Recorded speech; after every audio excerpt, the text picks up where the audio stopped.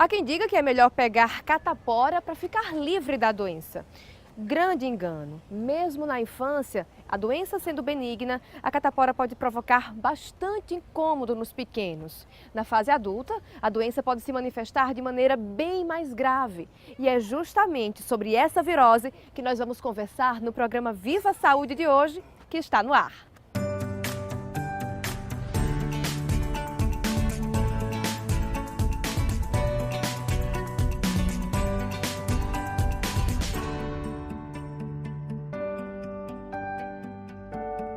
E para conhecermos um pouco mais a respeito da varicela, vamos conversar com o médico imunologista Roberto Lacerda, que está aqui conosco. Doutor Roberto, muito obrigada pela sua entrevista, pela sua participação. Doutor Roberto, o que é a varicela? Explica pra gente. A varicela é uma doença infecciosa, contagiosa, causada pelo vírus da varicela zoster, que acomete principalmente as crianças. Esse vírus é transmitido através de gotículas de saliva, através da respiração, igual à transmissão da gripe e do resfriado. Então é um vírus muito comum, prevalente na infância e também na adolescência e adulto. Os sintomas da varicela são precedidos de um período que chama prodrômico. Você tem um contato com alguém que teve catapora ou que tem um vírus da catapora e não desenvolveu a doença. Aí depois de 2 semanas pode aparecer os sintomas, que são febre, moleza, cefaleia. Aí depois vão aparecer as lesões típicas da catapora, que são bolinhas d'água, pápulas, são lesões que começam no tronco e dissemina para o corpo todo. Então, as bolhas, que é bastante característica dessa doença, na verdade, elas já ocorrem num segundo momento. Inicialmente, começam com os sintomas de febre. Isso, como um sintoma de uma infecção viral comum. Então, vai dar febre, dores no corpo, dor de garganta, aquela moleza. Aí, só então depois é que vai aparecer as lesões típicas da catapora, que são vesículas, tipo quando você vê no chove aí aquela bolinha d'água em cima de uma planta. Aquela vesículazinha bem típica da catapora, além de pápulas e um pouquinho de crosta, porque existe um polimorfismo na catapora. Então essas lesões são tanto na pele como nas mucosas também. Então toda mucosa gastrointestinal vai ter também essas lesões. E pode ser desde poucas lesões até centenas de lesões. Então existe a catapora leve, moderada e grave. E interessante que o adulto pode ter doença infecciosa pela catapora muito grave, com complicações, inclusive, que são as complicações mais graves, são as infecções das lesões, dando infecções bacterianas, mas pode ter a meningoencefalite pelo vírus da catapora, que é algo que assusta, mas tem uma evolução benigna, mas pode ter casos, complicações mais graves. Doutor Roberto, por que a catapora, aparentemente, ela é mais branda durante a infância? O que é que se dá essa diferenciação da fase adulta para a fase da infância? É porque na infância a resposta imunológica contra o vírus às vezes é uma resposta menos agressiva. Então é importante entender que a vacina da catapora ela é fundamental porque previne os casos graves. Quando você faz uma dose da vacina, você evita as infecções graves pela catapora. Mas uma única dose não protege completamente, porque tem que ser feita uma segunda dose para ter 100% de cobertura vacinal e proteção total contra o vírus da catapora. Lembrando que a catapora você tem na infância, aí quando chega a idade adulta, principalmente acima de 50 anos, esse vírus que está lá latente, ele pode ser reativado como varicela, vírus herpes zoster. Que já seria uma forma mais grave da doença? Isso, reativação do vírus da catapora no adulto e no idoso. E esse vírus pode dar vesículas na face, tórax, abdômen, ouvido, olho. E pode ter uma complicação muito frequente que chama neuralgia pós-herpética.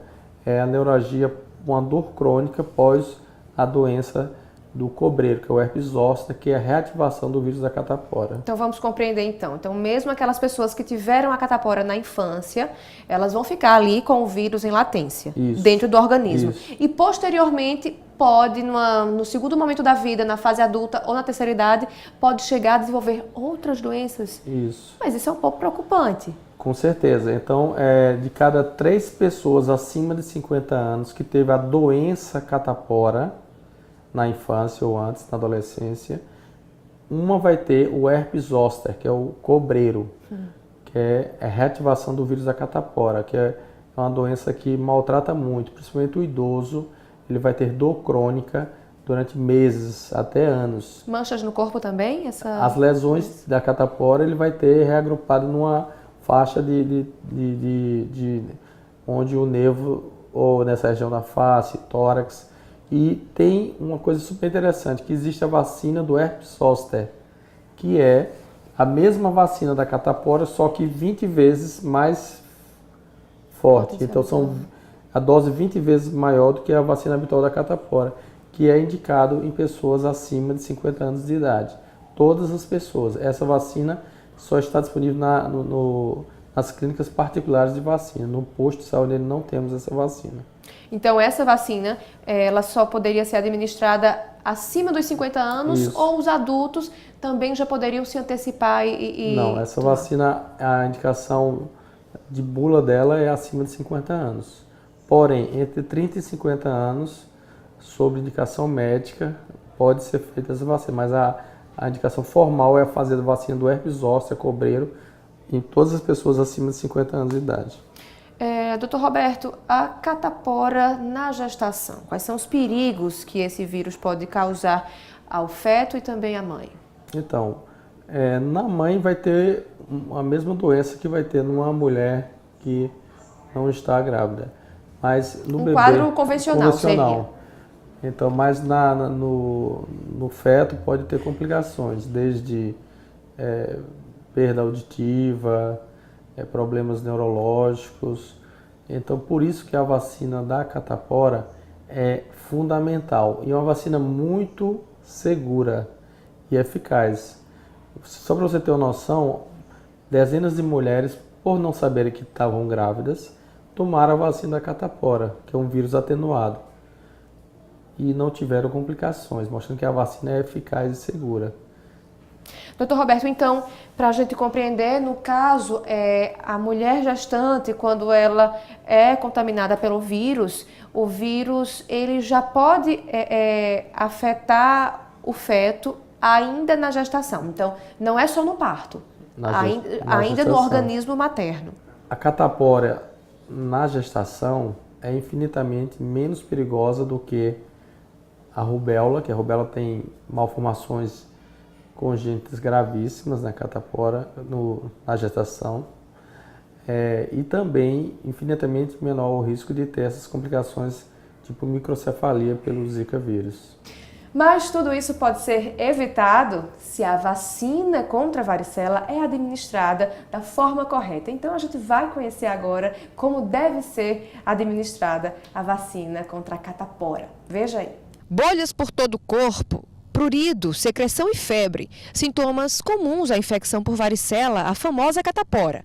Essa virose muito comum no Brasil, principalmente entre as crianças, pode ser evitada com a administração da vacina. Imunização artificial à base de vírus vivos enfraquecidos que auxiliam ao sistema imunológico na produção de anticorpos em caso de contato com o micro-organismo. Uma vez introduzido o vírus vacinal, é feito uma proteção com a resposta por anticorpos. Esses anticorpos passam a proteger a pessoa. Quando ela entra em contato novamente com o vírus, ela não contrai a doença. A vacina oferecida pelo SUS é a tetraviral, que também protege contra sarampo, cachumba e rubéola.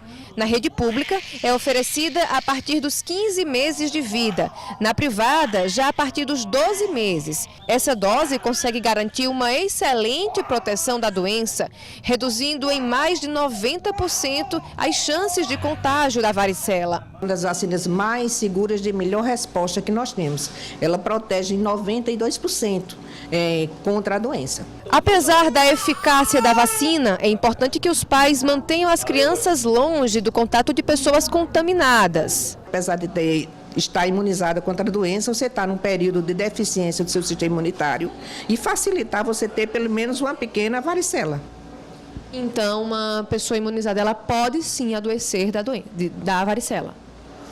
Pode ter um grau leve, adoecer realmente da doença não acontece. A vacina contra a catapora tem uma excelente aceitação e são poucos os efeitos colaterais. Geralmente é febrícula, dores no corpo, mostra geral e que acontece 3 até 10 dias depois de vacinado. Mas nada preocupante. Não, são coisas que estão totalmente solucionáveis, né? A vacina contra a varicela é oferecida gratuitamente a crianças e também a pessoas de grupos de risco nos postos de saúde municipais. Pois é, você viu que, olha gente, com apenas uma dose já dá para imunizar bastante uma criança, bastante uma pessoa contra o vírus da varicela. Portanto, vale a pena investir um pouquinho na sua saúde, cuidar disso e também cuidar da saúde dos seus filhos. A gente vai a um rápido intervalo, daqui a pouquinho vamos continuar a falar sobre o tratamento, sobre essa virose, a varicela bastante comum aqui no Brasil. Até já!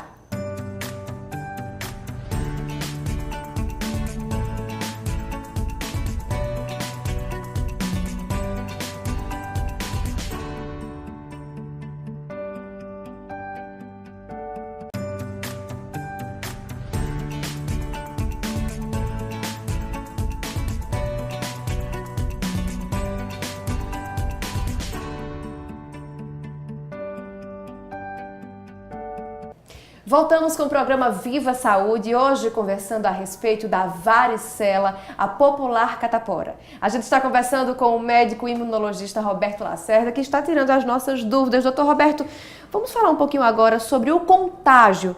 Nós sabemos que a catapora é extremamente contagiosa, mas de que forma? Então, é uma doença altamente infecto-contagiosa. Então, se uma criança na escola, no berçário, tiver catapora, se as outras não tiverem, ou não tomaram a vacina, com certeza a maioria dessas crianças vão ter a infecção pelo vírus da catapora. Muito rápido através de quê? É o mesmo contágio através de gripe e resfriado, através de gotícula de saliva, mas se uma criança pegar na lesão do outro e se tocar, também pode se contaminar. É uma doença muito infecto-contagiosa, rapidamente se propaga em toda a escola. Por isso, se tiver uma criança em casa ou na escola com catapora, a família tem 24 a 48 horas para correr até o posto de saúde ou a uma clínica particular para fazer a vacina da catapora. Porque se você fizer a vacina nas primeiras 24 horas de contágio, você vai evitar a catapora grave, ou não vai ter catapora, ou vai ter uma catapora muito leve. Doutor Roberto, o vírus ele é transmitido nas duas fases da doença, na inicial e também na fase final da doença, quando as bolinhas já estão mais secas, continua transmitindo o vírus? Então, você transmite o vírus quando estiver naquela fase prodrômica, que é febre, dor de cabeça, dor no corpo, dor de garganta, você já está com o vírus transmitindo, e naquela fase que você tem as lesões, as vesículas. Aí quando essas vesículas secam, formam só crostas, aí você não mais transmite o vírus da catapora. Tem pessoas que falam que já pegaram a catapora pela segunda vez. É possível? E por que dizem que na segunda vez ela é de forma mais branda? Provavelmente não. É muito raro você ter uma segunda doença por catapora. É porque existem algumas viroses que imitam a catapora. Mas, na verdade, você tem catapora geralmente só uma vez. O organismo já fica ali responsável por conter aquele vírus no próximo contato. Isso, muita gente tem a catapora de uma forma subclínica, ou seja, uma clínica tão pequena que não consegue fazer esse diagnóstico, tanto pela família como pelo médico. Mas quando você tem catapora, você produz um anticorpo que te protege contra a recorrência dessa doença. É diferente do que acontece com o herpes zoster cobreiro. Esse vírusinho que vai ficar nos linfonodos, vai ficar tipo assim, congelado, guardadinho lá. Aí quando chega com 40, 50, 60 anos, a imunidade da gente começa a cair, aquele vírus sai lá do linfonodo, vai para a pele e forma o herpes zoster, que é o cobreiro. Aí é reativação do vírus da catapora na idade adulta e no idoso. Doutor Roberto, a gente sabe que é preciso ter muita cautela com as crianças, mas a gente também ao mesmo tempo sabe que tem um momento que os pais nem conseguem controlar, não conseguem controlar em 100% das infecções, principalmente quando são ainda muito pequenas, né? Antes de 1 ano de idade, no momento em que a vacina ainda não é nem administrada. Com essas crianças que ainda não estão imunizadas contra o vírus, elas precisam manter distância, inclusive de pessoas que têm contato com pessoas infectadas? Não, quem transmite a doença é quem está doente. Por exemplo, se você está com a catapora na sua casa, eu visito você e depois vou ter contato com outra criança ou outro adulto, eu não vou transmitir a catapora, porque eu já tive catapora e já estou protegido e não vou transmitir. Só quem transmite a catapora é o paciente que está naquela fase inicial da doença ou na fase já instalada da doença catapora. Ok, agora é importante também que as pessoas que não tiveram catapora se mantenham distantes, porque como o senhor falou, o vírus já está ali dentro e às vezes não se manifesta nos primeiros dias com as bolhas, então é importante manter ele isso. pode se vir, ele vai ter infecção subclínica esses períodos com febre e vai transmitir antes de aparecer as lesões. Doutor Roberto, vamos falar agora do tratamento. Como é que é feito o tratamento dessa virose nas crianças, por exemplo? Então, o tratamento é muito simples, porque a doença, em geral, tem evolução benigna. Então, você pega 100 crianças, se você der só antitérmico, hidratar, usar talcos, tipo mentolado, de amilia, para diminuir a coceira que essas lesões coçam. E se orienta para não estourar essas lesões, porque aquelas bolinhas, se você começar a estourar, aí a pessoa vai ter cicatrizes residuais pós-catapora. Então, deixa aquelas bolinhas secarem espontaneamente.